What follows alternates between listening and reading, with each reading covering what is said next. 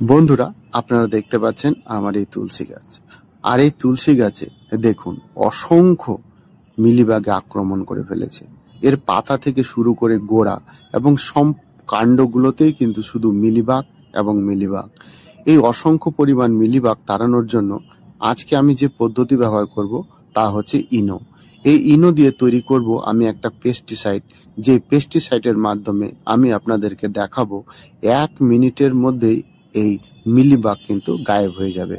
তো এই ইনো আমরা কিভাবে ব্যবহার করব, এটা কতটা কার্যকরী পদ্ধতি, এই ইনো ব্যবহার গাছের জন্য কতটা নিরাপদ এবং কি পদ্ধতিতে আমরা এই গাছে স্প্রে করব, কিভাবে ইনো দিয়ে আমরা পেস্টিসাইড বানাবো এবং ইনোর মধ্যে এমন কি উপাদান আছে যার দ্বারা এই মিলিবাগকে আমরা অনায়াসে দূর করতে পারি।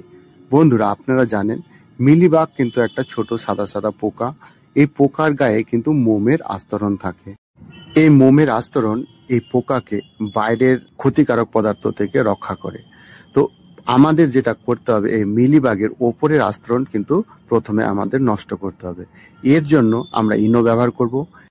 বন্ধুরা, আপনারা একটা বিষয় জানলে ভীষণ অবাক হয়ে যাবেন। এই মিলিবাগ কিন্তু এপ্রিল মে মাসে প্রায় 500 থেকে 600টা করে ডিম পাড়ে এবং এই ডিম কিন্তু এই শীতকালে, বর্তমানে ডিসেম্বর এবং জানুয়ারি, এই সময় কিন্তু মিলিবাগ থেকে বাচ্চা তৈরি হয়। আর এই বাচ্চাগুলো কিন্তু বিভিন্ন গাছে ছড়িয়ে পড়ে এবং বিশেষ করে কচি যে ডালপালাগুলো হয়, সেই কচি ডালপালা এই মিলিবাগগুলো অবস্থান করে এবং এরা কিন্তু এই কচি ডালপালা এবং পাতার কিন্তু রস চুষে খেতে খুব পছন্দ করে। আর বন্ধুরা, এই মিলিবাগগুলোকে খাওয়ার জন্য কিন্তু গাছের উপর দেখবেন পিঁপড়েরা আনাগোনা শুরু করে। এই পিঁপড়েরাও কিন্তু গাছের ক্ষতি করে থাকে। এই পিঁপড়েরা এই মিলিবাগের রস খেতে ভীষণ পছন্দ করে এবং যেখানে এই মিলিবাগ থাকে সেখানে পিঁপড়েরা বাসা তৈরি করে। দেখবেন পিঁপড়েরা টবের মাটিতে বাসা তৈরি করে ফেলেছে এবং বাসা তৈরি করলে কি হয়, এই গাছের নিচে বা রুটে গর্ত তৈরি হয়ে যায় এবং এই গর্তে কিন্তু জল জমে থাকে এবং এর ফলে গাছের কিন্তু রুট রট হতে পারে। এছাড়া পিঁপড়েরা কিন্তু এই মিলিবাগের রস খাওয়ার পর হানি ডিউ বলে একটা লালা নিঃসরণ করে, যার ফলে কিন্তু গাছে ফাঙ্গাস লাগে। তো চলুন বন্ধুরা, আমরা এবার দেখে নিই যে ইনো দিয়ে আমরা কিভাবে পেস্টিসাইড তৈরি করছি, এর সাথে সাথে আমরা কি কি আরো উপাদান মিশাচ্ছি এবং কিভাবে এটাকে আমরা স্প্রে করব, কতদিন অন্তর স্প্রে করব এবং কি কি সাবধানতা অবলম্বন করা দরকার।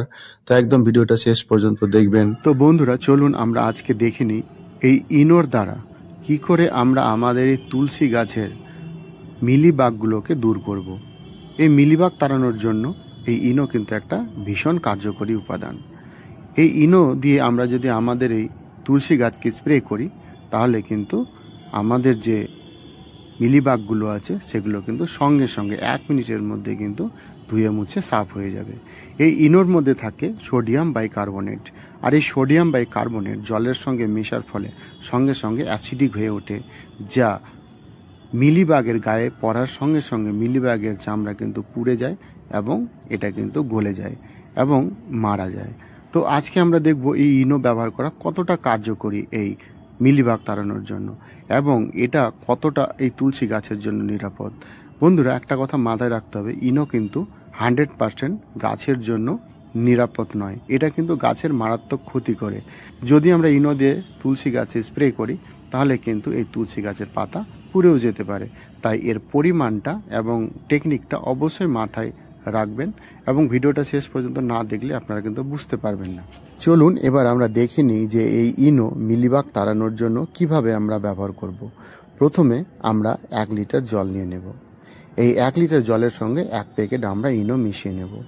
তবে আপনাদের গাছে এই মিলিবাগের আক্রান্তের পরিমাণ যদি কম হয় সেক্ষেত্রে আপনারা অর্ধেক নিলেও হবে। তবে আমার এই তুলসী গাছে যেহেতু ভীষণ রকম মিলিবাগ আক্রান্ত হয়েছে তাই আমি গোটাটাই নিয়ে নিলাম। এবার আমার এই জলটার দিকে একবার লক্ষ্য করুন, পুরো জলটা অ্যাসিডিক হয়ে গেছে। এবার এই জল যখন মিলিবাগের গায়ের উপরে পড়বে তখন মিলিবাগের গায়ের উপরে যে মোমের আস্তরণ থাকে সেটা সঙ্গে সঙ্গে নষ্ট হয়ে যাবে, এর শরীরটা গলে যাবে এবং এই মিলিবাগ ধুয়ে মুছে সাফ হয়ে যাবে। এটা ভালো করে আমরা একটু নাড়িয়ে নেব। এবার এর সঙ্গে আমরা মিশিয়ে নেব ডিশওয়াশ বা ডিটারজেন্ট পাউডার আমরা নিয়ে নেব। এই ডিশ ওয়াশ বা ডিটারজেন্ট পাউডারের মধ্যে থাকে কস্টিক সোডা, যা মিলিবাগের গায়ের উপর পড়লে মিলিবাগ গলে যাবে এবং মিলিবাগ মারা যাবে। এখানে আমি 20 ml এর মতো এই ডিশ ওয়াশ নিয়ে নিলাম। এই ডিশ ওয়াশটাকে আমরা ভালো করে মিশিয়ে নেব। এরপর আমরা যেটা নেব তা হচ্ছে অ্যালোভেরার একটা ডাল। এই অ্যালোভেরার জেলটাকে আমরা এখানে ব্যবহার করব।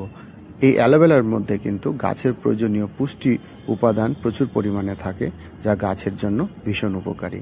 আর এইখানে আমরা যে উদ্দেশ্যে এই জেলটা নিচ্ছি তা হচ্ছে এই জেলটা কিন্তু অনেকটা আঠালো, চিপচিপে, যা আমরা গাছে স্প্রে করলে গাছে এই যে মিশ্রণটা সেটা কিন্তু গাছের পাতায় আটকে থাকবে, যা মিলিবাগকে মারতে সাহায্য করবে। এবং সামান্য পরিমাণ একটা আপনারা ডাল নিয়ে নেবেন, তারপর সেটাকে ভালো করে হাতে প্রেস করে করে এর জুসটাকে বের করে এই জলের সঙ্গে মিশিয়ে নেবেন, তাহলেই এটা কিন্তু হয়ে যাবে।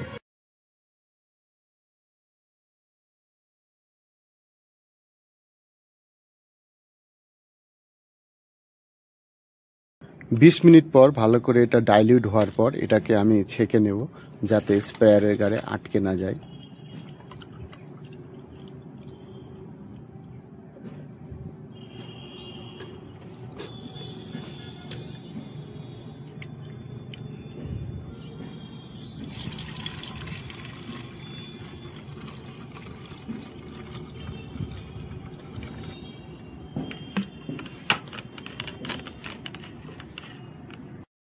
বন্ধুরা, যে কোনো গাছে স্প্রে করার বেস্ট টাইম হচ্ছে হয় সকালবেলা, না হয় বিকেলবেলা।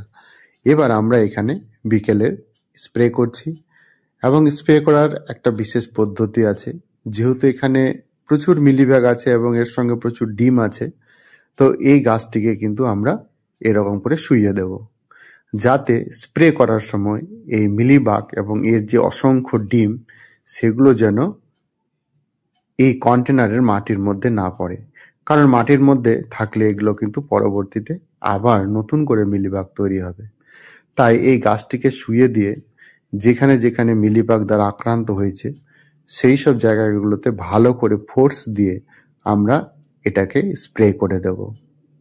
আপনারা দেখতে পাচ্ছেন আমি কিভাবে স্প্রে করছি। প্রতিটা পাতা, প্রতিটা ডাল, প্রতিটা কাণ্ড একদম সব ধরে ধরে আমাদের স্প্রে করতে হবে। দেখবেন 1 মিনিটের মধ্যেই কিন্তু মিলিবাগ গায়েব হয়ে যাচ্ছে।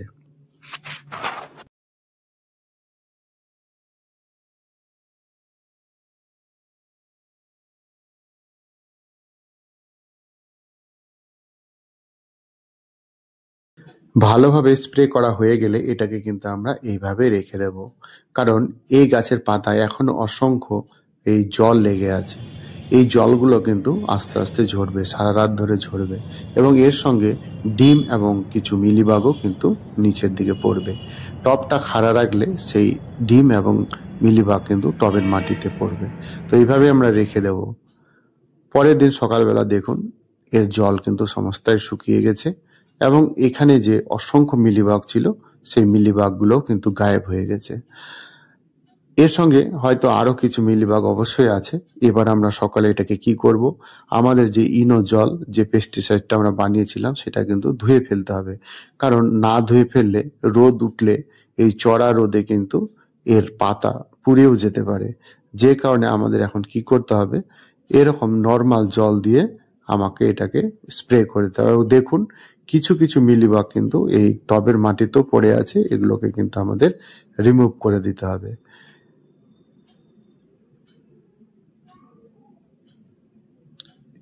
এবার আমি নর্মাল জল দিয়ে এটাকে ভালো করে ধুয়ে দেব, অর্থাৎ এর গায়ে যে ইনোর যে পেস্টিসাইড যেটা আমি বানিয়েছিলাম সেটা সম্পূর্ণ যাতে রিমুভ হয়ে যায়। এতে কি হবে, সূর্যের আলো পড়লেও কিন্তু এই গাছের কোনো ক্ষতি হবে না। আর এটা কিন্তু আমরা সপ্তাহে 2 দিন করতে পারি যদি আমাদের মিলিবাগের আক্রমণ প্রচুর হয়ে থাকে। তা না হলে আমরা সপ্তাহে 1 দিন, বা যদি নর্মালি করতে হয় তাহলে কিন্তু আমরা 15 দিনে একবার ব্যবহার করতে পারি। আর যদি মিলিবাগের সংখ্যা খুব কম হয় তাহলে কিন্তু আমরা এমনি নিম অয়েলও ব্যবহার করতে পারি। এবার কিন্তু এটাকে আমরা সারাদিন এইভাবে শুয়ে রেখে বিকেলবেলা এটাকে সোজা করে দেব। আর এখান থেকে আপনারা এবার দেখতে পাচ্ছেন আমার এই গাছে কিন্তু আর সেরকম মিলিবাগ নেই। এবার আমি আবার 5 দিন পর এটাকে আবার নিম তেল দিয়ে এটাকে কিন্তু স্প্রে করব। আমাকে আর ইনো দিয়ে কিন্তু এটাকে আর স্প্রে করার দরকার নেই। তো বন্ধুরা, ভিডিওটা দেখার জন্য আপনাদেরকে অসংখ্য ধন্যবাদ।